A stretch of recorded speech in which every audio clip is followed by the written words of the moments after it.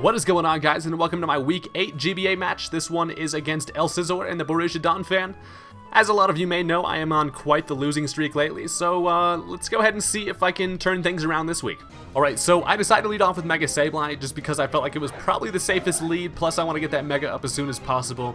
He turns out to lead off with his Mega Absol, which is actually not a good matchup for me at all because he can go for a Play Rough, and I can't Will-O-Wisp it because of Magic Bounce, and I have to get the fuck out of there. So I decided to switch into Clefable, who handles Mega Absol pretty well. He's actually going to go ahead and Mega Evolve, and rather than going for the Play Rough right on the first turn trying to hit Sableye, he actually ends up going for a knockoff, predicting the switch, which is a very nice play, and that is going to do a whole lot of damage to Clefable and get rid of my leftovers. So I'm already at about half. I have no recovery, other than Moonlight, but yeah, pretty fucked there off the start. He's now going to switch out into freaking Cobalion, who is going to take a Moonblast, and this actually does a decent amount of damage, although I cannot stay in here because obviously Clefable can't take an Iron Head or any of that bullshit, so I decided now to switch into Slowbro, seeing as I can take literally any attack from this Cobalion, barring like Volt Switch, but even that won't really hurt that bad. So he's going to get off his free Stealth Rocks, which is unfortunate. I really wanted to prevent that from the start because Stealth Rocks would kind of fuck me up, but things did not go the way I planned. If I was able to Mega Evolve, Mega Sableye would have been pretty ideal. But here I'm going to go for a substitute on the switch, as he's now going to bring in his Druddigon. So Paul's going to go for a substitute. I decided to bring Sub Calm Mind Slowbro just to kind of switch things up a little bit here. It seems to work a little bit at least, as seeing as freaking Druddigon doesn't have a whole lot he can hit me with. I'm going to go for an Ice Beam. It turns out to do a little over half, I believe. Yeah, it does over half, but that's a critical hit damage, so that's, yeah. But anyways, he's going to go for a Dragon Tail. Actually ends up missing, so I get a little bit of luck on my side. I was like, alright, Paul's still behind the substitute, and on a freaking Dragon. This is what I'm talking about. I'm just going to go for the Ice Beam just because I want to make the safest play. Don't want to over-predict too early, as he's going to switch into the Azumarill. And this is kind of a shitty matchup for Slowbro unless I'm able to get a Scald Burn. I know that he's definitely going to be able to break my substitute with the knockoff, and I won't really be able to do a whole lot of damage in return unless I could get a Scald Burn. That would make it so I would be able to pretty much take any attack he could throw at me and then proceed to like set up Calm Minds and all that type of fun shit. So he's going to go for the knockoff. It is going to get rid of my substitute. I decided to just throw a Scald at him. I'm like, alright, Hot Water, let's burn this motherfucker, and it doesn't burn him. So unfortunately there I don't get the burn, but I mean, you can't really expect Scald to burn. It happens when Scald fucking wants to. But anyways, I'm not going to switch out Slowbro, seeing as I know he's probably going to go for the knockoff again. I'm going to switch into Mega Sableye here. I can't lose my item, and knockoff doesn't really do a whole lot of damage. Although that leaves me a little above half. I'm going to now Mega Evolve, and here on this turn I decided to go for the Will-O-Wisp, thinking he might actually stay in and test his luck with a Play Rough.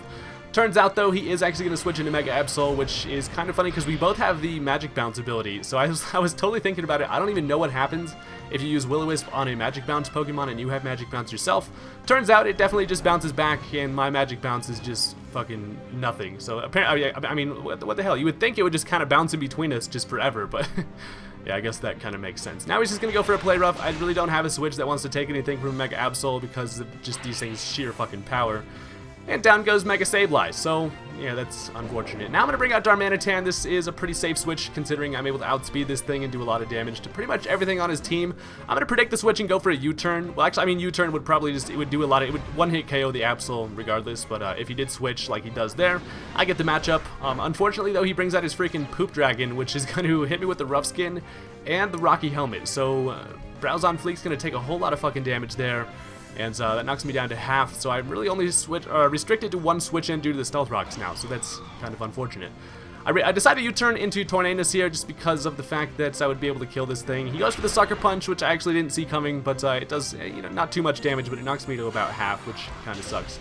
But at least I'm able to finish off the Druddigon with a Hidden Power Ice, so down goes the ugliest dragon in the game, and I killed something, so at least, I'm not going to lose that bad.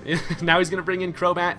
I decide to switch into Slowbro, thinking he might be a physical attacking Crobat.